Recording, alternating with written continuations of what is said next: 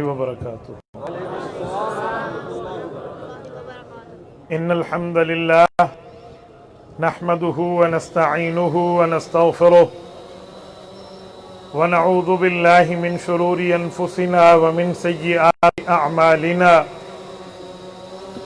من يهده الله فلا مضل له ومن يضلله فلا هادي له.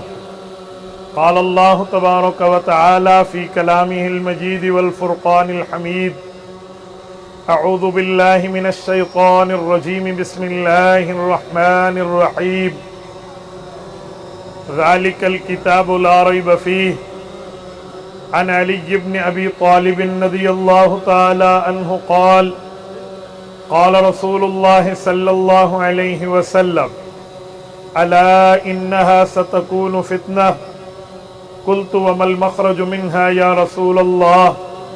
قال: كتاب الله فيه نبأ ما قبلكم وخبر ما بعدكم وحكم ما بينكم، هو الفصل ليس بالهزل، من تركه من جبار قسمه الله، ومن ابتغى الهدى في غيره أذله الله، وهو حبل الله المتين، وهو الذكر الحكيم، وهو الصراط المستقيم، هو الذي لا تزيغ به الأهواء ولا تلتبس به الألسنة ولا يشبع منه العلماء ولا يخلق عن كثرة الرد ولا ينقضي عجائبه، هو الذي إذ سمعته الجن حتى قالوا إنا سمعنا قرآنا عجبا يهدي إلى الرشد فآمنا به، من قال به صدق ومن عمل به أجر ومن حكم به عدل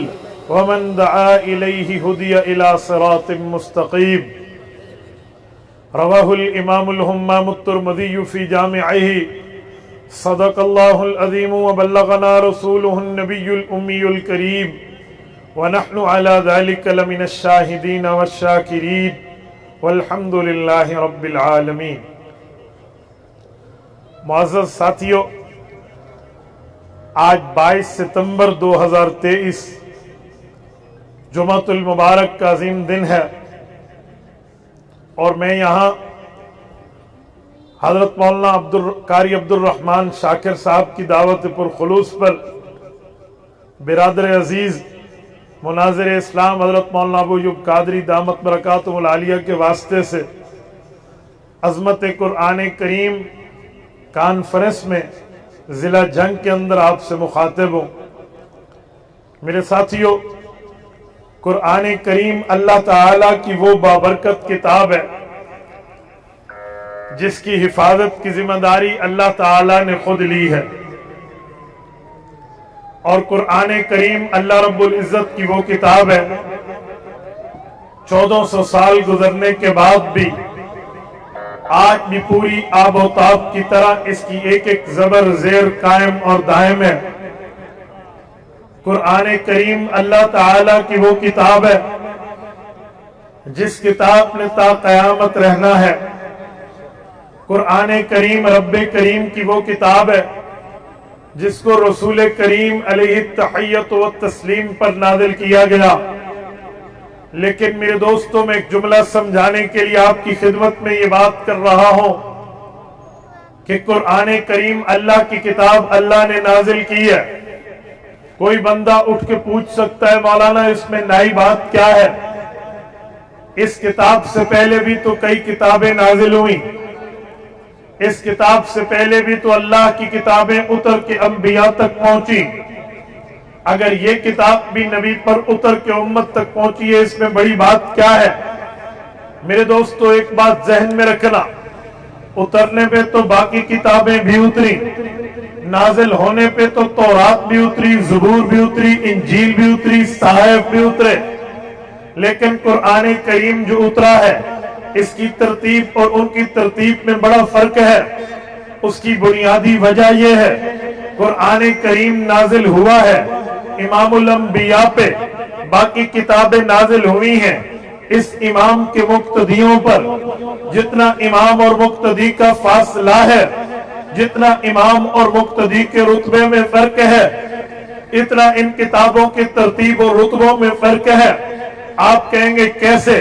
میں قرآن کریم سے پہلے کتابوں کے اترنے پر بات کرنے لگا ہوں۔ تورات اتری ہے، اکٹھی نازل ہوئی ہے۔ تورات اتری ہے، وہ اکٹھی اتاری گئی ہے۔ تورات کے لیے یہ نہیں ہے کہ تورات کی آیت کا کوئی شان نزول ہے، یہ واقعہ ہوا تب تورات کی آیت اتری، یہ معاملہ ہوا تب جا کر تورات کا یہ صفحہ اترا۔ اس طرح کا عمل پیش آیا جس کی بنیاد پر تورات کو اللہ نے نازل فرما دیا۔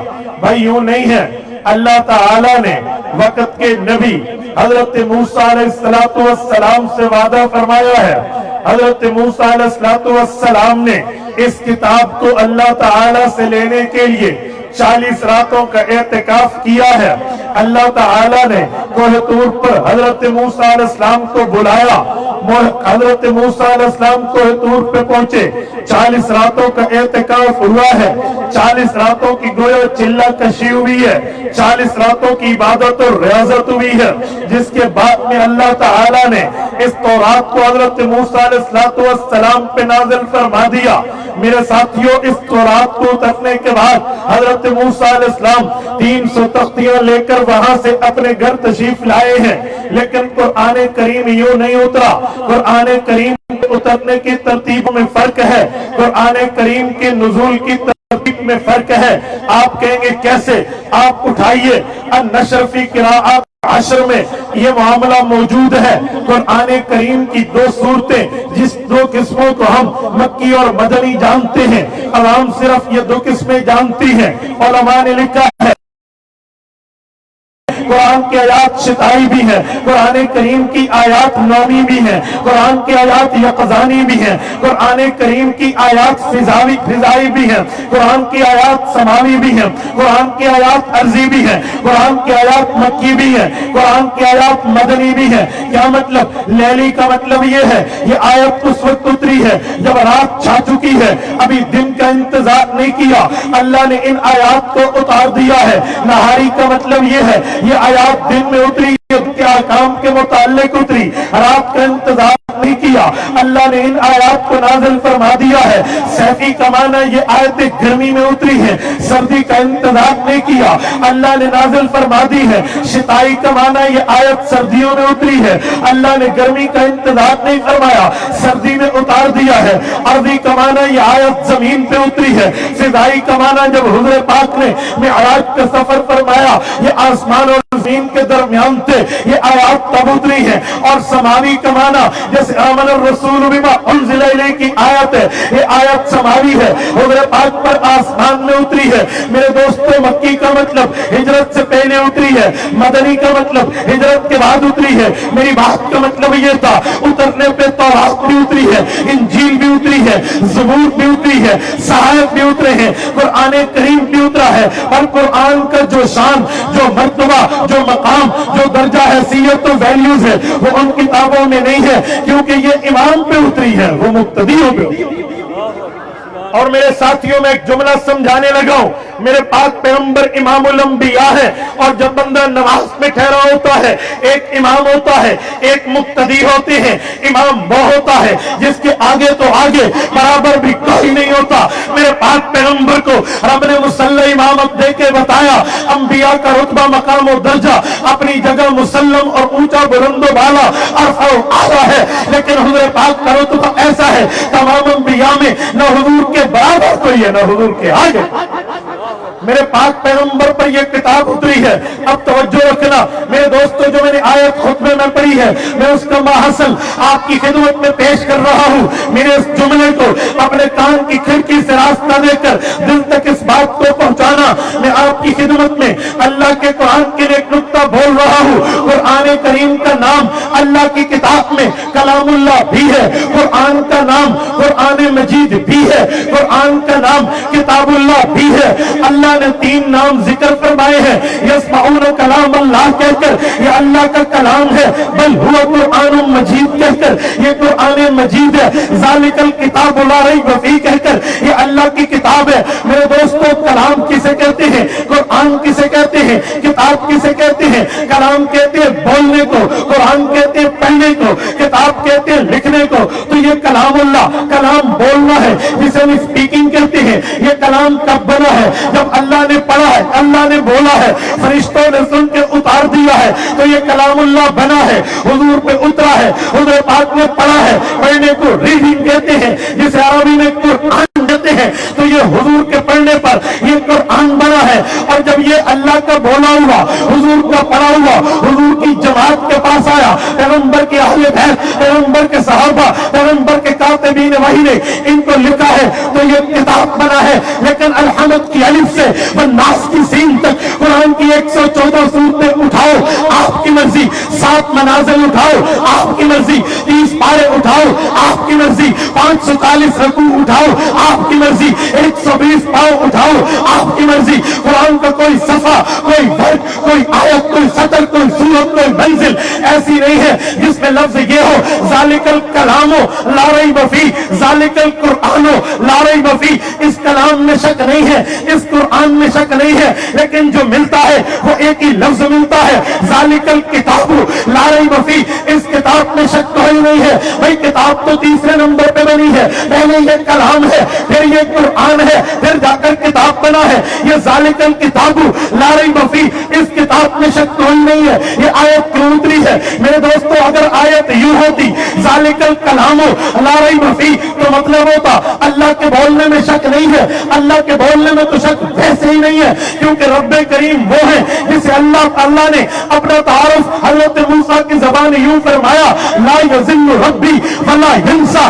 اللہ کے بھولنا بھی نہیں ہے، اللہ کے گمراہی بھی نہیں ہے، اللہ کے غلطی بھی نہیں ہے. جب اللہ کے غلطی نہیں ہے تو ذالک الکلام لا ریب فیہ کیوں ہوتا؟ جب غلطی ہے نہیں، غلطی کا تصور کانسیپٹ بھی نہیں ہے، اس لیے ذالک الکلام لا ریب فیہ نہیں ہے. پھر حضور نے پڑھا، قرآن بنا، تو ذالک القرآن لا ریب فیہ ہوتا. اور یوں بھی نہیں ہے، کیونکہ نبی وہ ہوتا ہے جس کو سورۃ فتح کے شروع میں رب کریم نے بتایا، فرمایا لیغفر لک اللہ ما تقدم من ذنبک وما تأخر. نبی وہ ہے اس کے قریب گناہ نہیں جاتا. سورۃ نمبر 12 سورۃ یوسف، رب کریم نے فرمایا وَكَذَلِكَ لِنَصْرِفَ عَنْهُ السُّوءَ وَالْفَحْشَاءَ. نبی وہ ہے یہ غلطی سے پاک ہے، غلطی سے مبرہ ہے، غلطی سے مابرہ ہے.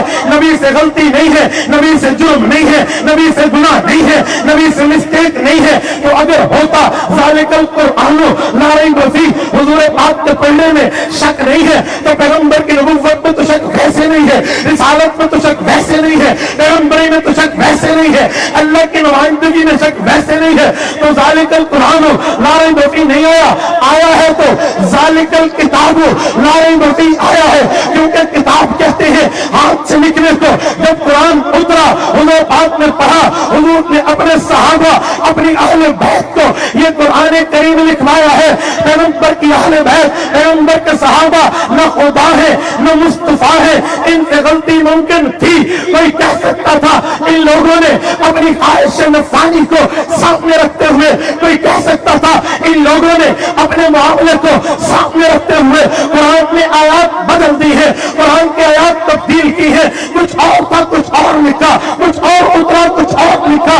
رب کریم نے رسول اللہ کی اس جماعت جنہوں نے اپنے ہاتھوں سے اللہ کے قرآن کو لکھا، ان کے ہاتھوں کی سچائی پہ مہر لگائی، صداقت پہ مہر لگائی، صداقت پہ مہر لگائی. اور اللہ تعالیٰ نے فرمایا ذالک الکتاب لا ریب فیہ. جیسے میرے بولنے میں شک نہیں، حضور کے پڑھنے میں شک نہیں، صحابہ اہل بیت کے لکھنے میں شک نہیں. انہوں نے اس کو حرف جزاکم اللہ، میری گفتگو کو سبق سمجھیے. میں دلیل آپ کی خدمت میں عرض کرتا ہوں. میرا مزاج ہے میں اپنی گفتگو میں نعرہ نہیں لگواتا، میں آپ کے نعرے کی قدر ضرور کرتا ہوں. میری گفتگو کے بعد لگا لینا. میری گفتگو کو دلیل کی دنیا میں سبق سمجھیے. میں بات کرنے لگا ہوں، رب کریم نے قرآن کریم کی اتنی بات فرما دی تو قرآن کریم کا مرتبہ پچھلی کتابوں سے بڑھ کے، رتبہ پچھلی کتابوں سے بڑھ کے، درجہ پچھلی کتابوں سے بڑھ کے، ویلیوز پچھلی کتابوں سے بڑھ کے، حیثیت پچھلی کتابوں سے بڑھ کے. کیونکہ اس نبی پہ اترا جس نبی کا رتبہ، مقام و درجہ، حیثیت و ویلیو پچھلے انبیاء سے بڑھ کے ہے، ان سے اعلیٰ اشرف اکرم ہے، ان سے بڑھ کے. تو ان کا رتبہ بھی ان سے بڑھ کے، اترنے والی کتاب کا رتبہ بھی ان سے بڑھ کے، تو اللہ تعالیٰ نے یہ کلام اللہ آپ کو اور مجھے دیا تو احسان خدا بندی۔ اور میرے دوستوں میں ایک جملہ سمجھانے لگا ہوں، اللہ تعالیٰ کی کتابیں پچھلی بھی ہیں، اس کی قوم ان کی حفاظت نہ کر سکی، وہ قوم اپنی کتابوں کی حفاظت نہ کر سکی، اللہ نے اس کتاب کی حفاظت کی ذمہ داری خود لی۔ فرمایا اِنَّا نَحْنُ نَزَّلْنَا الذِّكْرَ وَإِنَّا لَهُ لَحَافِظُونَ، اتارا ہم نے، حفاظت بھی ہم کریں گے۔ یہ حفاظت رب کریم کی تا قیامت جاری رہے گی، کیونکہ خاتم النبیین پہ اترا، خاتم الکتب بن کے اترا، نبی آخری، کتاب بھی آخری۔ جنگ کے غیوروں، آپ کے اور ہمارے عقیدے اور نظریے میں جزء لا ينفق شامل ہے، حضور کے بعد قیامت آ سکتی ہے، نئی کتاب نیا نبی نہیں آ سکتی۔ آپ علامہ واجد علی آبادی کو اٹھاؤ، میں اس کا حوالہ پیش کر رہا ہوں، اپنے مشرقی علماء اپنی جگہ میں مغربیوں کا حوالہ دینے لگا ہوں۔ وہ دا ہولی قرآن میں لکھتے ہیں، کہتے ہیں وَخَاتَمَ النَّبِيِّينَ seal of the every new prophethood after him، کہ رسول اللہ صلی اللہ علیہ وسلم کے بعد نبوت کا دروازہ، حضور پاک کے بعد نبوت کا ڈور، حضور کے بعد نبوت آنے کے دروازے کو اللہ نے تا قیامت بند کر دیا۔ ان کے بعد نبوت نہیں ہے، ان کے بعد رسالت نہیں ہے۔ جب رسالت و نبوت نہیں ہے تو کتاب بھی رسالت و نبوت کی ترتیب ہوتی ہے، تو نئی کتاب بھی نہیں ہے، قیامت تک یہی کتاب ہے۔ میرے اللہ نے اس کی حفاظت کی ذمہ داری یوں لی ہے، خدا کی قسم وہ حفاظت کی ترتیب پوری ہوئی ہے۔ آج دنیا میں آپ اس کتاب کی حفاظت تو حرف آخر طور پہ رسول اللہ کا معجزہ اظہر من الشمس کہہ کر آپ پیش کر سکتے ہیں، اور دنیا کے یہودیوں اٹھاؤ اپنی تورات، عیسائیوں اٹھاؤ اپنی انجیل، سابیوں اٹھاؤ اپنی زبور، اپنی صحائف اٹھاؤ، اوریجنل لینگویج جسے کہتے ہیں مدر لینگویج، مادری زبان جو تمہاری عبرانی ہے، تمہیں وہ نہیں آتی تو کتاب بھی تمہاری عبرانی میں نہیں ہے۔ انجیل عبرانی کی اور، پشتو کی اور، اردو کی اور، انگلش کی اور، میرے پاس انجیل کے دو نسخے ہیں، ایک زبان کا نسخہ دوسرے سے میں لکھا تھا، اور میرے پاس تورات کا نسخہ ہے۔ میرے بڑے بڑے پریسٹ اور پادریوں سے بات کرتے ہوئے آن لائن یہ چیلنج نے کہا کہ یہ تورات اردو کی ہے، کراچی سے چھپی ہے، جو تورات تمہاری ویٹیکن سٹی کی نمائندگی کرتی ہے وہ انگلش میں ہے، دونوں میں فرق ہے۔ بھائی وجہ کیا ہے؟ رسالت کی سچی تھی، موسیٰ علیہ السلام کی نبوت سچی تھی، اپنے وقت میں اترلی کتاب سچی تھی، تم نے حفاظت نہیں کی۔ حفاظت قرآن کی رب نے ذمہ لی ہے۔ اللہ کی قسم دنیا کے 7 بر اعظم ہے، انٹارکٹیکا 7 بر اعظم میں آبادی نہیں ہے، برفی برف ہے، لیکن 6 بر اعظموں میں آبادی ہے۔ جہاں جہاں حضور کا غلام رسول اللہ کا امتی مسلمان موجود، اگر حافظ قرآن ہے دنیا میں اس کو لاؤ، میں پاکستانی بچے کو ساتھ میں ٹھہراتا ہوں، اللہ کی قسم ادھر کا حافظ اور ملکوں کا حافظ ایک دوسرے کی زبان نہیں جانے گا۔ قرآن ایک جیسا، قرآن ایک جیسا، کیوں قرآن ایک جیسا؟ وجہ حفاظت کی ذمہ داری اللہ نے لی ہے۔ اچھا آؤ میں اس پر تیسرا پوائنٹ پیش کر رہا ہوں، توجہ رکھنا۔ جب اللہ نے حفاظت کی ذمہ داری لی ہے تو کوئی سوال کر سکتا ہے، بلکہ مجھ سے ہوا ہے، میرے ایک پیٹی بن بھائی ہیں، ہمارے وکیل بھائی ہیں، ایڈوکیٹ ہیں، تو جب بی اے کے بعد میں LLB کی پریکٹس کر رہا تھا، یہ ان دونوں کی بات کر رہا ہوں آپ کو، وہ مجھے کہتے ہیں مفتی صاحب ٹھیک ہے وکیل تو ایسی برا ہیں، پر اے مولوی تو ایک سوال بڑھ دے۔ جی پوچھئے۔ کہتے میرا ایک سوال ہے، مجھے 2 باتیں سمجھ نہیں آتی۔ میں نے کہا میرے وکیل صاحب کھل کے پوچھئے تاکہ میں کھل کے جواب دے سکوں۔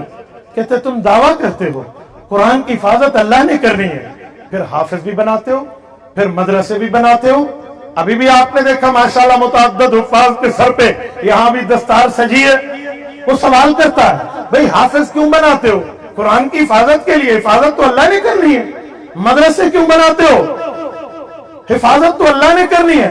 وہ اپنے لفظوں میں مجھے کہنے لگا اجی ایتے مدرسے نہیں پھرتے پیٹرول پمپ نے نا، ایتے کمائی دے اڈے نے، آپ کمائی کے لیے، چندہ سسٹم کے لیے، ڈونیشن کے لیے مدارس قائم کرتے ہو، ورنہ حفاظت اللہ نے کرنی ہے، ذمہ داری اللہ کی ہے.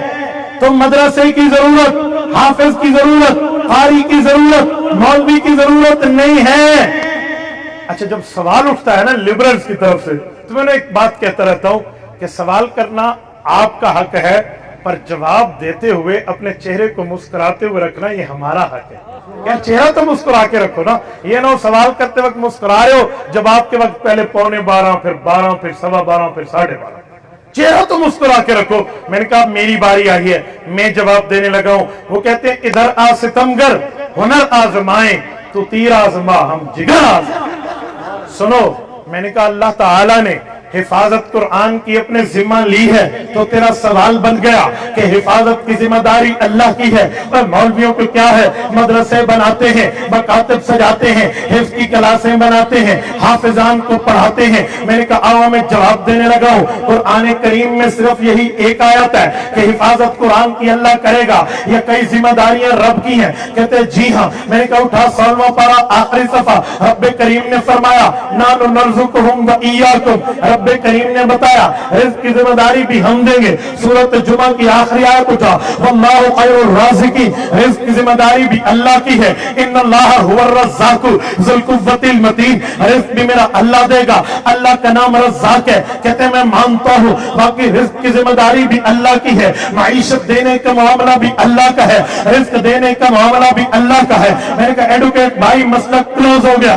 جب رزق کی ذمہ داری بھی اللہ کی ہے، مجھے پتا ہے آپ کا بزنس ہے، آپ نے دکانیں کھول رکھی ہیں، آپ کی ٹیم مارکیٹس جاتی ہے، آپ کی ٹیم تجارت کرتی ہے، آپ بزنس کے جو ہے نا کیا کہتے ہیں فیلڈ سے ریلیٹڈ ہیں. کہتے جی ہاں. میں نے کہا کاروبار کیوں کرتے ہو؟ دکان کو تالا، کاروبار بند، بالکل مارکیٹس کلوز، آپ اس کو لاک کریں، گھر بیٹھ جائیں. مجھے کہتے کیوں؟ میں نے کہا رزق کی ذمہ داری بھی اللہ کی ہے، اللہ دے گا.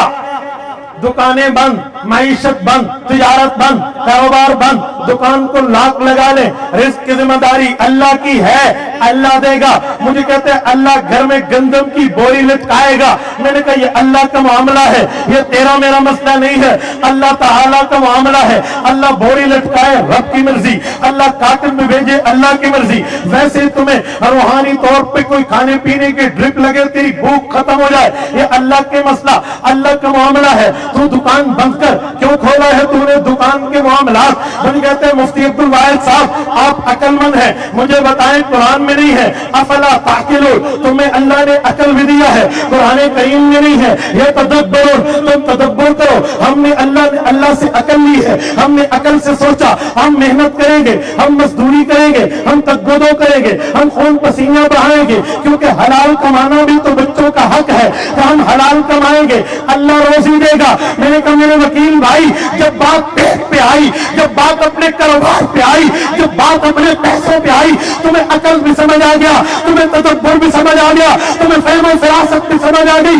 اے کاش سوچنے بولنے سے پہلے تو یہ سوچ لیتا کہ قرآن کی حفاظت کی ذمہ داری بھی اللہ نے لی ہے. لیکن خوش قسمت وہ ماں باپ جنہوں نے اپنی اولاد کو قرآن کے لیے وقف کیا ہے، خوش قسمت وہ والدین جنہوں نے اپنے بچوں کو اللہ کے قرآن کے حافظ کے لیے، اللہ کے نبی کی دین کی شریعت کے عالم بننے کے لیے، فقہ کی فقاہت کے لیے، اسلام کے مسلم عالم بننے کے لیے اولاد کو پیش کیا. مبارک ہے وہ محتمم جس نے مدرسہ پرووائڈ کیا، مبارک ہے وہ انبار دینے والے صاحب انفال جنہوں نے اپنا پیسہ لگایا، کیونکہ حفاظت اللہ کریں گے، ہماری اولاد کے ذریعے حفاظت ہوگی. اس سے بڑی خوش قسمتی کی بات اور کیا ہے؟ لیکن پرابلم، لیکن مسئلہ، لیکن اشکال، لیکن اعتراض، لیکن objection ہے تو داڑھی اور ٹوپی اور پگڑی پر ہے. اعتراض ہے تو عالم پہ ہے.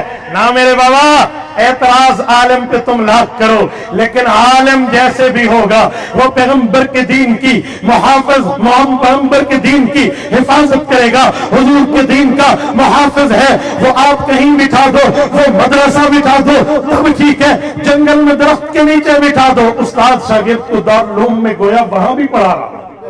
اس کے لیے مدرسے کی ضرورت نہیں ہے، اس کے لیے چار دیواری کی ضرورت نہیں ہے، اس کے لیے کوئی اور ترتیب کی ضرورت نہیں ہے۔ میرے دوستو، علماء نے اپنی ذمہ داری پوری کی۔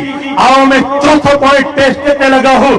آج بات ہوتی ہے لوگوں کہ تم عالم بناتے ہو، ہم چاہتے ہیں جو عالم بنے اس کو کالج، اسکول، یونیورسٹیز کی تعلیم آپ مدرسے میں دو، تاکہ تمہارا عالم بننے والا بچہ ڈاکٹر بھی ہو، انجینئر بھی ہو، بیوروکریٹ بھی ہو، بڑی تعلیمیں لے کر آئے۔ ہمارے مدارس میں نصاب ڈالنے کی ذمہ داری ہوتی ہے۔ میں کہتا ہوں مجھے objection نہیں ہے، یہ کوئی ایشو نہیں ہے، لیکن میرا ایک سوال ہے، تم چاہتے ہو جو عالم بنے وہ ڈاکٹر انجینئر بھی ہو، تو میری بھی وش ہے، میری بھی نیڈ ہے، میرا بھی مطالبہ ہے، میری بھی اپلیکیشن سن لو کہ جو عالم ڈاکٹر بنے تو علماء کہتے ہیں جو کالج سے ڈاکٹر نکلے وہ حافظ بھی بنے، وہ عالم بھی بنے۔ ہمارا نصاب آپ کہاں رکھتے؟ لیکن نہیں، پھر بھی علماء کے معاملے کو سلام ہے، انہوں نے بلکہ اب تو ایسے تک کی تعلیم کو اس کو ضروری قرار دے دیا کہ یہاں پہ ہم پڑھائیں گے، لیکن مسئلہ یہ ہے ہم اسکول کالج کی تعلیم کے مخالف نہیں ہیں، ہم کہتے ہیں پڑھاؤ۔ دنیا میں اسکول کالج کی ضرورت ہے، اسکول کالج یونیورسٹیز نہیں ہوں گے، ڈاکٹر نہیں ہوں گے، ڈاکٹر معاشرے کی ضرورت ہے، وکیل معاشرے کی ضرورت ہے، ججز معاشرے کی ضرورت ہے، بیوروکریٹ معاشرے کی ضرورت ہے، انجینئر معاشرے کی ضرورت ہے، جرنیل معاشرے کی ضرورت ہے، لیکن یہ اتنی ضرورت ہے جتنا دنیا میں رہنا ہے۔ عالم اور حافظ اتنی ضرورت ہے جتنا دنیا میں بھی رہنا ہے، آخرت میں بھی، آخرت میں بھی ہے۔ تو اس ترتیب کو ہم دیکھیں، اگر اس ایشو کو ہم دیکھیں تو یقین مانے مسئلہ نکھر کے آ جائے گا، معاملہ واضح ہو جائے گا کہ صرف قرآن کریم کی بات، صرف اسکول کی بات نہیں ہے، ہم اسکول کے ساتھ ساتھ قرآن کی بات کرتے ہیں، شریعت کی بات کرتے ہیں، دین کی بات کرتے ہیں، تاکہ دنیا بھی بہتر بنے، آخرت بھی بہتر۔ میرے ساتھیوں، میں ایک جملہ سمجھانے لگا ہوں، میں اسکول کالج سے منع نہیں کرتا، لیکن میں اس یہودی تہذیب، اس نصرانی تہذیب کی مخالفت کرتا ہوں جس کی بنیاد پہ میرا اسکول کا اسٹوڈنٹ، میرے کالج میں پڑھنے والا اسٹوڈنٹ، میری یونیورسٹی کا اسٹوڈنٹ، حال یہ ہے کہ ابا فوت ہو تو اسے جنازہ پڑھنا بھی نہیں آتا۔ میں اپنے مشاہدے کی بات کروں، میں اس کا آئی وٹنس ہوں، میں گواہ ہوں، میں چشمدید گواہ ہوں۔ ایک جنازے پہ ہم یوں میں اللہ اکبر کرنے لگا تو اس کے بیٹے نے، میت کے بیٹے نے، جو کیڈٹ کالج کے اسٹوڈنٹ ہے سیکنڈ ایئر کا، اور مجھے کہتے ہیں سر ایکسکیوز می، بیٹا بولیے۔ جی مجھے جنازہ نہیں آتا، میں 3 بار قل اللہ شریف پڑھ لوں؟ جہاں یہ حال وہاں کیا کرو؟ آج یہ مکاتب اور مساجد اور مدارس یہ صرف اس وجہ سے ہیں کہ لوگوں دنیا ٹھیک کرنے کے لیے اسکول بھیجتے ہو تو اپنی دنیا بھی اور قبر آخرت ٹھیک کرنے کے لیے یہاں بھی بھیجو، یہاں بھی بھیجو، منع نہیں ہے، معاملہ بالکل ٹھیک ہے۔ اور یاد رکھو، یقین مانیے، اگر آپ اپنی اولاد کو عالم اور حافظ بناؤ گے، آپ کے لیے میں ایک جملہ کہہ رہا ہوں، میرے پاک پیغمبر کے لیے، پارہ نمبر 29 سورۃ القیامہ، سورت کا پہلا رکوع، رب کریم نے حضور کے دل اقدس کی بات ذکر فرمائی۔ حضور کے دل میں بات یہ تھی کہ قرآن کریم اتر رہا، اس کو فوراً ریوائزنگ، دہرانا کر لیں، فوراً یاد کر لیں تاکہ اگلی نسلوں تک پہنچے۔ حضور پاک علیہ السلام نے ترتیب یہ اختیار کی، وہ آیت جبرائیل پڑھتے، سورت پڑھتے، ابھی پوری نہ ہوئی ہوتی، پہلے دہرا لیتے۔ رب کریم نے فرمایا لا تحرک به لسانک، محبوبم پہلے مت دہرائیے۔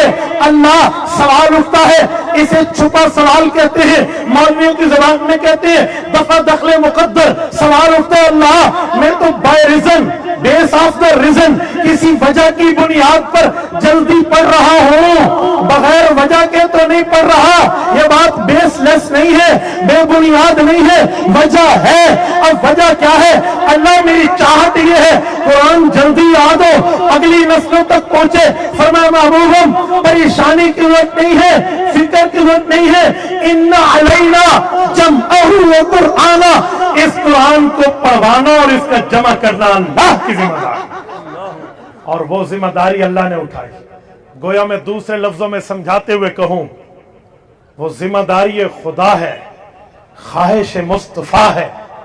آج یہ بچے بیٹھے ہیں تو ان کے ماں باپ، ان کے اساتذہ کے دل میں ذمہ داری خدا، خواہش مصطفیٰ کا احساس ہے، تبھی پڑھا ہے۔ ہمیں اپنے نبی کی دل کی خواہش کا احساس ہے۔ آؤ نبی کی ذات پر قربان ہونے کی بات کرنے والوں، آؤ نبی کی ذات پر گردن کٹانے کی بات کرنے والوں، اگر میری اولاد کو دینی تعلیم نہیں ہے تو میری گردن کٹانے کا فائدہ، میری نبی کی ذات پر اپنے آپ کو قربان کرنے کے دعوے کا فائدہ مجھے چاہیے میری زندگی میں، میری اولاد میں، میرے طور و طاق میں، میرے بود و باش میں، میں لیونگ اسٹائل میں بھی قرآن کی عظمت نظر آئے، ذمہ داری خدا اور خواہش مصطفیٰ کا احساس نظر آئے۔ تو یہ چوتھا پوائنٹ، پانچواں اور آخری پوائنٹ، توجہ رکھنا، جب ہم اپنی اولاد کو قرآن کریم کے علوم سے متمتع کریں گے، قرآن کریم کے علوم پڑھائیں گے، شریعت دین اسلام پڑھائیں گے، تو پھر یاد رکھنا، یہ بات ذہن میں رکھنا، ہمارے لیے دنیا بھی بہتر بنے گی، ہماری آخرت بھی بہتر۔ کئی دلائل ہیں اس میں، میں صرف 2 باتیں پیش کرنے لگا ہوں، بلکہ چلو 3 پوائنٹ تینوں احادیث کی شکل میں پیش کر کے بات ختم کر رہا ہوں۔ توجہ، جو بندہ اپنے اولاد کو قرآن پڑھائے گا یا جو بندی اپنی اولاد کو قرآن پڑھائے گی، میں اس صحابی کی روایت پیش کر رہا ہوں جس کی قبر مبارک ہمارے پاکستان میں، دور نہیں جاتے، باب الاسلام صوبہ سندھ چلتے ہیں، سکھر چلتے ہیں، شکارپور کی طرف منہ کرتے ہیں، سکھر سٹی سے ابھی آؤٹ ہی ہوئے ہوں گے، محبوب گوٹھ میں آپ جائیے، آپ کو نظر آئے گا مدرسہ مولانا عبدالہادی کا۔ اسی مدرسے کی بیک پر پیغمبر علیہ السلام کے وہ 3 صحابہ جو سن 43 ہجری میں یہاں تشریف لائے، حضرت معاویہ بن ابی سفیان رضی اللہ عنہما کے دور مقدس میں تشریف لائے، ان میں ایک صحابی ہیں، توجہ، حضرت معاذ جہنی رضی اللہ عنہ۔ یہ جہینی قبیلہ وہ ہے، حدیث پاک میں ہے، مسند احمد کے اندر موجود ہے، مسند اعظم میں امام حسقفی نے یہ روایت موجود لکھی ہے، حضرت قاضی ابو یوسف امام یعقوب بن ابراہیم المتوفی 179 ہجری رحمہ اللہ کی روایت موجود ہے۔ ایک تفصیلی روایت ہے، میں آخری حصہ پڑھنے لگا ہوں، فرمایا جہنم سے جو قبیلہ آخر میں نکلے گا وہ جہینی قبیلے کا فرد ہوگا۔ میں اس صحابی کی بات پیش کر رہا ہوں جس نے پورے بر اعظم کو کراس کر کے ہم تک سفر کیا اور وہ ہم تک یہ بات پہنچا گئے۔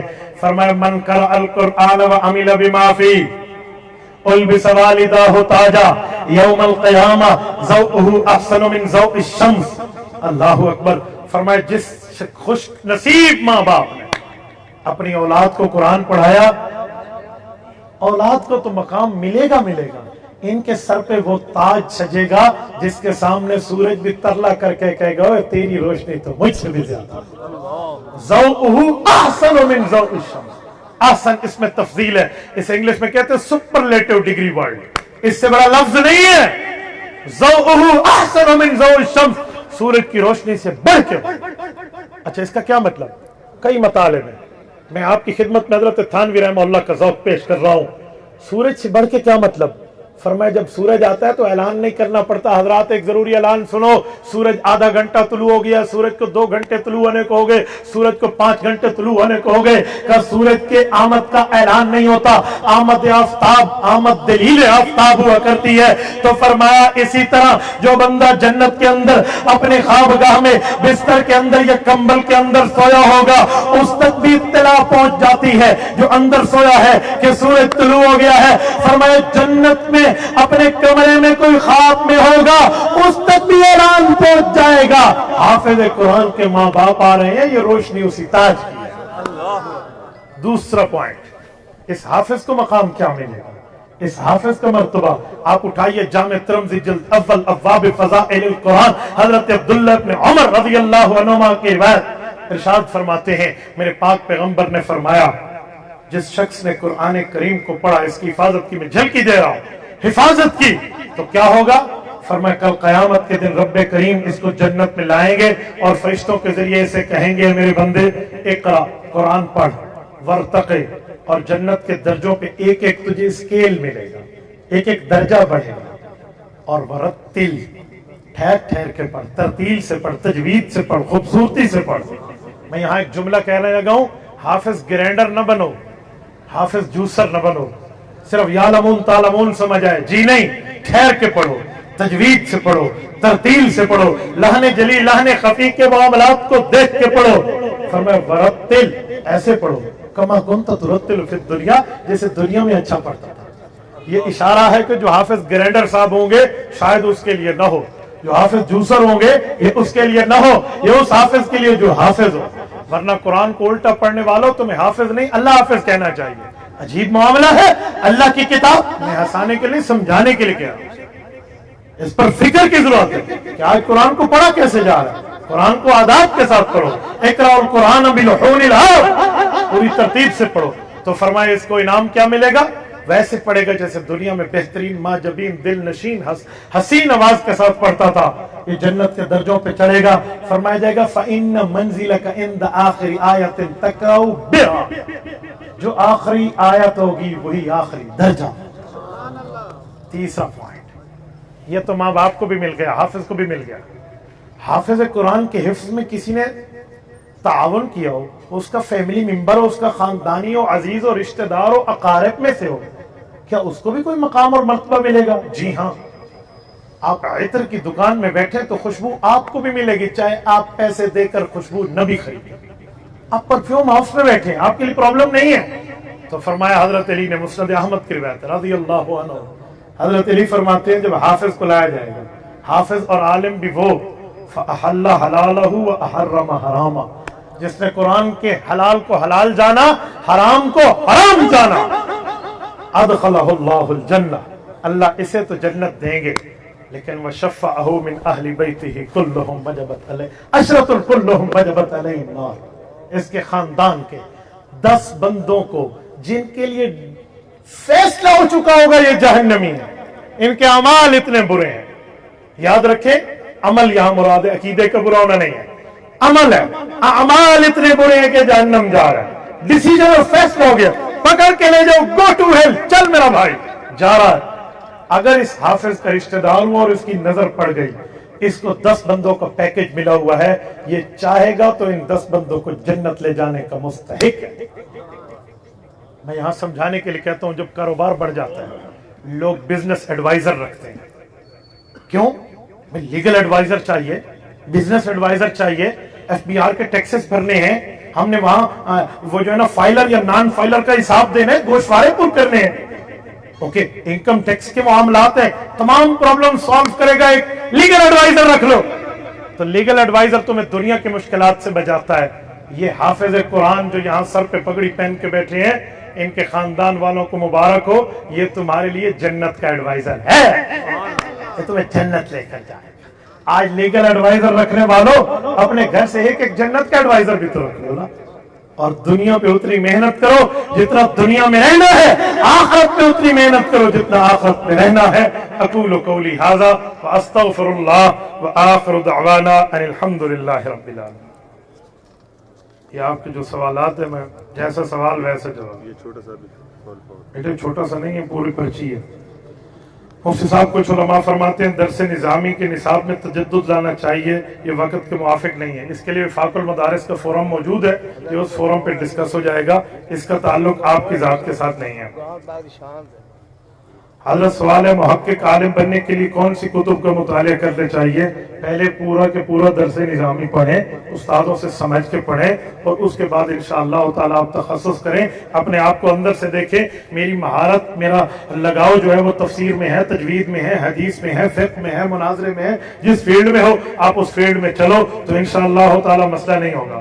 مجھے حضرت علامہ حیدری شیخ رحمہ اللہ کا جملہ یاد آ رہا ہے، ارشاد فرماتے تھے، قصب کمال کن کے عزیز جہاں شوی، جس فیلڈ میں چلتے ہو اس فیلڈ میں اتنی محنت کر لو کہ دنیا تم سے پیار کرنا واجب سمجھے، تو آپ محنت کریں گے انشاءاللہ کوئی پرابلم نہیں ہوگا۔ مفتی صاحب موجودہ دور میں بدحالی ہے، اور اس بدحالی کا حل کیا ہے؟ میرے دوستو، اس بدحالی کا ایک ہی حل ہے، اہل حق کو منتخب کر کے بھیجو، انشاءاللہ وہ اپنا حصہ ڈال کے آئے گا۔ حضرت گھمن صاحب کہاں ہیں اس وقت، اور گھمن صاحب کب تشریف لا رہے ہیں؟ انشاءاللہ تعالیٰ ان کی کتب کی ترتیب چل رہی ہے، وہ جیسے مکمل ہوگی وہ آؤٹ آف کنٹری سے آ جائیں گے۔ مفتی صاحب ہماری مسجد میں فضائل اعمال کی تعلیم ہوتی ہے، اس پہ لکھا ہوا ہے حضور پاک علیہ السلام نماز میں بھول گئے تو حضرت ابی بن کعب نے لقمہ دیا، اس پر کچھ لوگ اختلاف کرتے ہیں، کہتے ہیں نبی بھولتا نہیں، آپ گستاخ ہو، اس بارے میں ارشاد فرما دیں۔ صحیح مسلم جلد اول کتاب الصلاۃ، حضرت ابن مسعود کی روایت ہے، حضور پاک علیہ السلام نے فرمایا انما انا بشر انسا کما تنسون فاذا نسیت فذکرونی، کہ لوگوں میں انسان ہوں، اگر بھول جاؤں نماز میں تو مجھے پیچھے صحابہ تم لقمہ قرآن کا دے کر بتا دیا کرو۔ یہاں جملہ میں نے انسان کا بولا ہے، اس سے غلط فہمی نہ لینا کہ نبی ہم جیسا انسان ہے، ہم سے غلطی ہے تو نبی سے بھی غلطی ہے، ہم سے گناہ ہے تو نبی سے بھی گناہ ہے، جی نہیں۔ یاد رکھیں پتھر پتھر میں فرق ہے، ایک پتھر پہ ہم جوتی اتارتے ہیں، ایک پتھر کو چوما جاتا ہے جسے حجر اسود کہتے ہیں۔ پانی پانی میں فرق ہے، ایک پانی نالی میں چل رہا ہے، ایک پانی زمزم کا پانی ہے۔ انسان انسان میں فرق ہے، عام بندہ انسان ہے، گناہوں کا پلندہ ہے، نبی اعلیٰ درجے کا انسان ہے، گناہ قریب جاتا ہے، ٹھیک ہے۔ لیکن بھولنے کی بات حضور نے فرمائی ہے، وہ صحیح مسلم جس کو پڑھ کے تیرے سر پہ دستار فضیلت سجی ہے، میں اس کتاب کی حدیث پیش کر رہا ہوں، یہ میری کوئی اپنی ذاتی بات نہیں ہے۔ مولانا صحیح مسلم میں لکھا حضرت معاویہ رضی اللہ عنہ نے حضرت علی المرتضیٰ پر ممبر پہ لعنتیں کروائیں، اور یہ لفظ موجود ہے باقاعدہ، آپ نے باقاعدہ جھوٹ بولا ہے۔ یہی بات تو میں نے کتنی مرتبہ انجینئر سے طے کی ہے، پھر ہمیں کال کر کے انجینئر مرزا کہتے ہیں میری اماں نے کہہ دیا میں آپ سے مناظرہ نہیں کروں گا ورنہ مجھے دودھ نہیں بخشے گی۔ یہ اسی کو لاؤ نا، وہ آئے اور میں پوچھوں کہ صحیح مسلم میں حضرت معاویہ نے ممبر پہ لعنت حضرت علی پہ کروائی ہے، خدا کی قسم ممایا انعام اوے تم نے مسلم سونگی ہی نہیں ہے، ہم نے مسلم پڑھی بھی ہے، پڑھائی بھی ہے۔ بات کرتے ہو یار، مجھے الحمدللہ 3 سال دورہ حدیث پہ اس کی تدریس کا معاملات شامل ہیں، ایسا پرابلم نہیں ہے۔ اگر لفظ موجود ہو کہ حضرت معاویہ نے ممبر پہ حضرت علی پہ گالی دلوائی ہے، منہ مانگا انعام اور جرت کر کے پیش کرو۔ جو لفظ ہے وہ مجھے بہت اچھی طرح پتا ہے، وہ لفظ کیا ہے، اس لفظ کا ترجمہ لعنت اور گالی نہیں ہوتا۔ اچھا ایک منٹ، اس لفظ کے اگر آپ گالی مراد لیتے ہو تو میرا ایک سوال ہے، توجہ رکھنا، یہ گالی حضرت حسن کو نہیں پتا چلی تھی رضی اللہ عنہ؟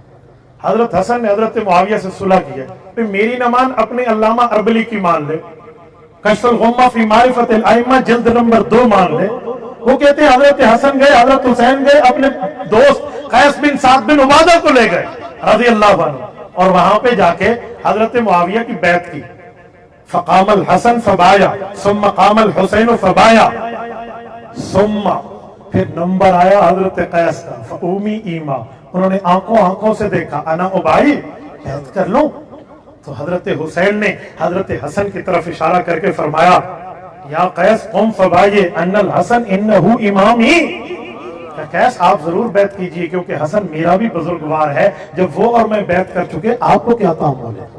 اور ظالم یہ گالی تو کہتا ہے، حضرت علی کے بیٹے کو نہیں پتا، حضرت علی کے فرزندوں کو نہیں پتا، حضرت علی کی اولاد کو نہیں پتا، وہ تو صلح کرتے ہیں، پیار رکھتے ہیں، محبت رکھتے ہیں، مودت رکھتے ہیں، تعلق عقیدت یگانگیت اقرار و اقرار رکھتے ہیں، انہیں نہیں پتا، تجھے پتا ہے۔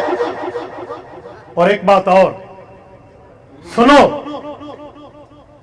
میں فیصل آباد میں تھا، ایک شخص نے سوال لکھا، وہ اسی مرزے کا اسٹوڈنٹ تھا، کہتے مولانا حضرت امام حسن تک یہ گالی پہنچی نہیں تھی کیونکہ چھپ کے کمرے میں دیتے تھے۔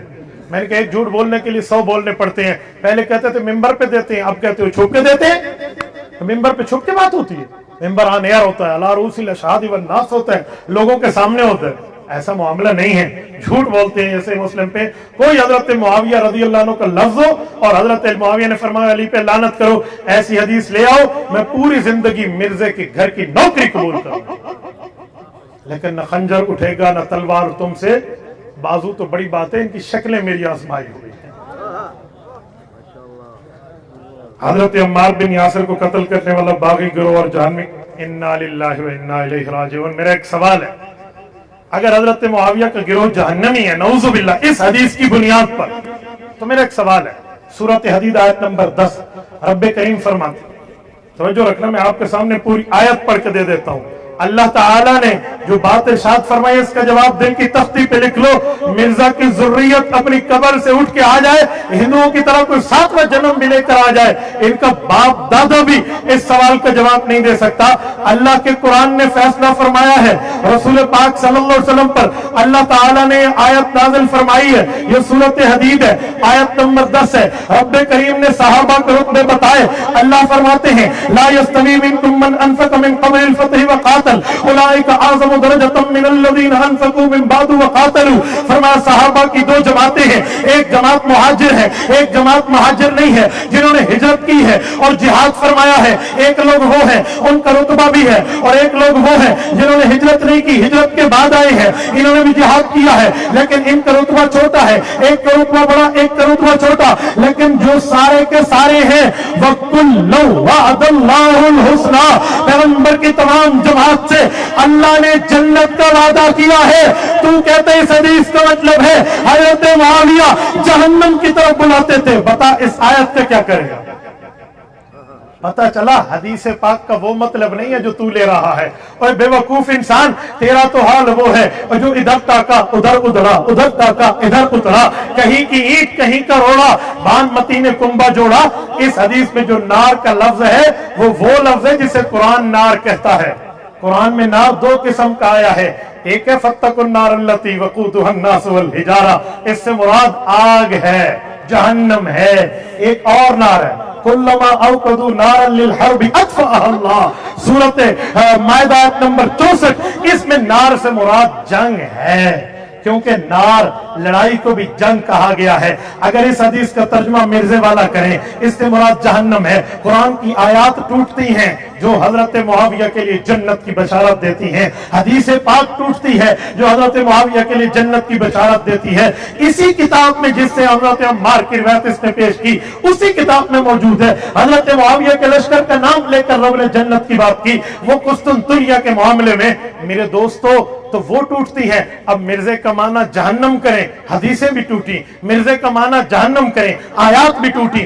اہل و سنت کے پاس آ جو قرآن بھی سمجھتے ہیں, حدیث بھی سمجھتے ہیں, اور تمہیں بتاتے ہیں ترجمہ وہ کرو جس سے قرآن بھی محفوظ رہے, حضور کا فرمان بھی محفوظ رہے. وہ تمہیں آگ یعنی جنگ کی طرف بلائیں گے, تو انہیں جنت یعنی امن کی طرف بلائے گا, وہ بھی جنتی. یہ بھی بے وقوف انسان لفظ کا ترجمہ تو دیکھا کرو. اچھا نہیں سمجھ آتی تو میں ایک مثال پیش کر رہا ہوں, مثال سننا. یہ ہے اسپیکر. میں یہاں کہتا ہوں جنگ والو اسپیکر 2 نمبر ہے, تو مراد کیا ہوگا؟ یہ اسپیکر مراد ہوگا یا نہیں ہوگا؟ بولی اچھا ہے نہیں, کہیں آپ ساؤنڈ والے غصہ ہو جانا. میں ویسے کہتا ہوں اسپیکر 2 نمبر ہے. اور اگر قومی اسمبلی ہو, قائد ملت اسلامی حضرت مولانا فضل الرحمان دامت برکاتہم فرمائیں اسپیکر 2 نمبر ہے, ادھر کیا مانا کرو گے؟ ادھر بھی یہ کرو گے؟ لفظ اسپیکر ہے, آپ کہیں گے دیکھا جائے گا کہاں بولا گیا, کیوں بولا گیا, کس جگہ بولا گیا. اسے کہتے ہیں ریفرنس ٹو دا کنٹیکسٹ, اسے عربی میں کہتے ہیں سیاق و سباق. تب جا کر معنی سمجھ آتے ہیں. مرزا چبل بٹا چبل ہے, اس نے کس سے پڑھا نہیں, اسے حدیث کا ترجمہ نہیں, اس وجہ سے اس نے گمراہ کر کے بٹھا دیا ہے. معنی یہ نہیں ہے, ورنہ یوں چٹکیوں میں حل کرنا ہے. حضور پاک علیہ السلام نے حضرت معاویہ کو بد دعا دی تھی, اللہ تیرا پیٹ کبھی نہ بھرے. اور ممبر پہ بیٹھ کر سب سے پہلے حضرت معاویہ نے خطبہ دیا تھا. کوئی اللہ کے بندے سن, ممبر پہ خطبہ دیا تھا تو کون سا جرم ہے؟ حضور پاک نے عالم کو ممبر کا وارث قرار دیا ہے. حضرت معاویہ عالم بھی ہیں, صحابی بھی ہیں, حضور کے رشتہ دار بھی ہیں. کوئی میں ممبر پہ بیٹھوں, تیرا مولوی ممبر پہ بیٹھے, باقی ممبر پہ بیٹھ کے جمعہ پڑھائیں, پرابلم نہیں ہے. حضرت معاویہ بیٹھے, تمہیں پسنا پڑ جاتا ہے. دوسری بات کہ حضرت معاویہ کو حضور نے بد دعا دی تھی. اور جاہل, یہ بد دعا کا لفظ نہیں ہے, اس پوری حدیث کو سمجھو تو بد دعا کا لفظ نہیں, یہ تو مرزا کی جہالت ہے, وہ آپ کو سناتا ہے. میں پرچی لکھنے والے کو جاہل نہیں کہہ رہا ہوں, میری مراد وہی ہے جس نے یہ سوال اٹھایا ہے. بھائی اس سے مراد بد دعا نہیں ہے, اس لفظ کو بھی سمجھو کیا مانا. اے اللہ. اچھا چلو پہلے میں ایک مثال پیش کرتا ہوں, ایک چھوٹی سی مثال ہے. ہم اپنی سریکی پنجابی میں کہتے ہیں اوے لگ تھیا جلدی کر, ہم نے جانا ہے, اوے مارا جلدی کر. ہم جو کہتے ہیں اوے مارا, اس کا کیا مانا؟ تو مارا جائے, قتل ہو جائے. اس کا کیا مطلب ہے؟ اوے لگ تھیا جلدی کر, اس کا کیا مانا؟ تیری بربادی ہو جائے. اوے یہ جملے بعض اوقات ایسے ہوتے ہیں جو عرف عام میں وہ نہیں ہوتے جو اصل لفظ میں ہے. مثلا کسی کو کہتے ہیں کالو بھائی کیا حال ہے، اب اس کا کیا مانا، ہم اس کو چڑھا رہے ہیں تو کالا ہے تو بلیک ہی ہے۔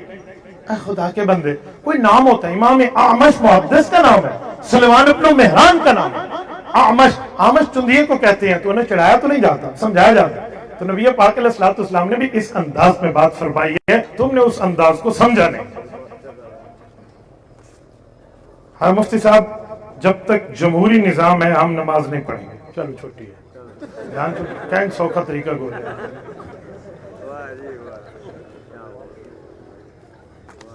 مفتی صاحب حضرت معاویہ نے حضرت حسن سے صلح کی تھی، شرائط پہ عمل نہیں کیا تھا، یہ تجھے پتا چلا، امام حسین کو تو نہیں پتا چلا، شرائط پہ عمل نہیں کیا تھا، بے وقوف انسان، تجھے بات کیا ہے؟ حضرت حسین تو تادم وفات معاویہ حضرت معاویہ کے وفادار رہے، حضرت معاویہ سے یاری رکھی، حضرت معاویہ کے بعد یزید سے حضرت حسین ٹکرائے ہیں جیسے ٹکرانے کا حق۔ میں کوئی یزید کی وکالت نہیں کر رہا، میں یزیدی نہیں ہوں، میں حسینی ہوں، یہ ذہن میں رکھنا۔ کسی نے مجھ سے پوچھا اس دن حضرت حسین کی بات پر، مجھے کہتے ہیں آپ کے یزید کے لیے کیا خیال ہے؟ میں نے کہا اوہ خیال ہے جرا سونے حسین دا ہے، حضرت حسین کا جو خیال تھا وہی میرا ہے، لیکن حضرت حسین نے تو حضرت معاویہ سے یاری رکھی ہے، محبت رکھی ہے، مودت رکھی ہے، ہر سال ان سے 10,000 درہم قبول فرمایا ہے۔ اگر شرط ٹوٹ گئی تھی، حضرت امیر معاویہ کی حکومت اس شرائط کے بعد 20 سال 19 سال 6 ماہ چلی ہے، 20 سال چلی ہے، 10ویں سال حضرت حسن فوت ہو گئے، 10 سال تک حضرت معاویہ نے یاری رکھی ہے، انہیں نہیں پتا تھا شرائط ٹوٹ گئی، یہ جہنم میں بیٹھے ہوئے کوڑ کلی یہ اس کو پتا چلا، عجیب بات ہے یار۔ حدیث عمار میں اس کی تفصیل دے چکا ہوں، حضرت عمار مفتی صاحب ماشاءاللہ آپ کو پگڑی خوبصورت سجتی ہے، سنت جبرائیلی ہے تو کیوں نہیں سجے گی؟ مرزا کہتے ہیں شرائط پہ عمل نہیں ہوا تھا، یہ بھی میں کہہ چکا ہوں، شرائط پہ عمل نہیں ہوا تو شرائط کیا ہے؟ اللہ مجھے اور آپ کو صحیح عقیدہ عطا فرمائے۔ ایک گزارش کرتا ہوں، آپ بڑی عظیم دھرتی کے لوگ ہو، مجھے ایک بات بتاؤ، تمہیں سننے کے لیے یہی مرزا ملا ہے؟ خدا کے بندے، بندہ یاروں سے پہچانا جاتا ہے، تمہارے پاس اہل حق کے پیجز نہیں ہیں، اہل حق کے چینل نہیں ہیں، اہل حق کی تمہارے پاس ویڈیوز نہیں آتی، تمہیں یہ ملا ہے؟ او خدا کے بندے، ادھر تو ہم اس کی بات سننے کے لیے شاید پہلے اللہم انی اعوذ بک من الخبث والخبائث پڑھے، ان کے بعد پھر گل کرو، تو تسی انہوں سنن واسطے بیٹھے ہو، خدا دے بندے کچھ اور نہیں لبا۔ حضرت فاطمہ الزہرا رضی اللہ، عجیب معاملہ ہے، باغ فدق پر میں حضرت بات وقت ہے توجہ بس، حضرت فاطمہ الزہرا رضی اللہ عنہ کا حضرت ابوبکر کھا گئے ہیں، تو حضرت علی کا جب دور آیا تو حضرت علی نے اپنے دور میں حضرت فاطمہ کا حق اپنے بیٹوں کو کیوں نہیں دیا کہ بیٹوں اپنے ماں کا حق لے لو؟ تو بے وقوفو یہ معنی نہیں ہے، مطلب یہ ہے کہ حضرت فاطمہ رضی اللہ عنہ، میں بات پیش کر رہا ہوں اپنے استاد ذی المکرم علامہ خالد محمود رحمہ اللہ کی، حضرت Allama Khalid Mahmood P H D London رحمہ اللہ یہاں ایک جملہ فرماتے تھے اماں فاطمہ نے حق مانگا نہیں تھا، اماں فاطمہ نے حضرت ابوبکر کی نئی حکومت کو چیک کیا تھا کہ ابوبکر صدیق حضور کے جانشین بن گئے رضی اللہ عنہ، دیکھوں کہ کہیں میری رعایت کر کے میرے ابا کا فیصلہ بدل تو نہیں دیتے، چیک کرو، کیونکہ ابا کا فیصلہ تھا لا نورث ولا نورث ما ترکناہ صدقہ، نبی کی وراثت تقسیم نہیں ہوتی۔ کہتے ہیں اماں فاطمہ حضور کی 7 اولادوں میں آخری اولاد دنیا میں بچی ہوئی تھی، انہوں نے چیک فرمایا ابو بکر کو کہ کتنی دیانت ہے اس میں، کیا نبی کی بیٹی دیکھ کے نبی کا فیصلہ بدل تو نہیں دیتا؟ جب بات حضرت ابو بکر کے سامنے آئی تو حضرت ابو بکر نے فرمایا بیٹی فاطمہ دنیا کی جس زمین پہ انگلی رکھ لے تمہیں دے دوں گا، ادھر آپ کے والد اور میرے نبی کا فیصلہ ہے، تقسیم نہیں ہونے۔ اللہ کے بندے پوری بات سمجھا کریں، یہ بھی وہی سوال ہے، اس کا پہلے دے چکا ہوں۔ جزاکم اللہ تعالی، اقول قولی ھذا واستغفر اللہ وآخر دعوانا ان الحمدللہ۔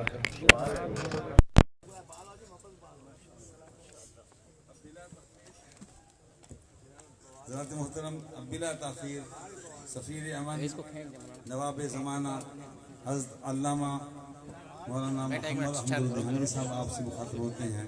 حضرت چنگی آگے سفر کرنا ہے، چلیے مختصر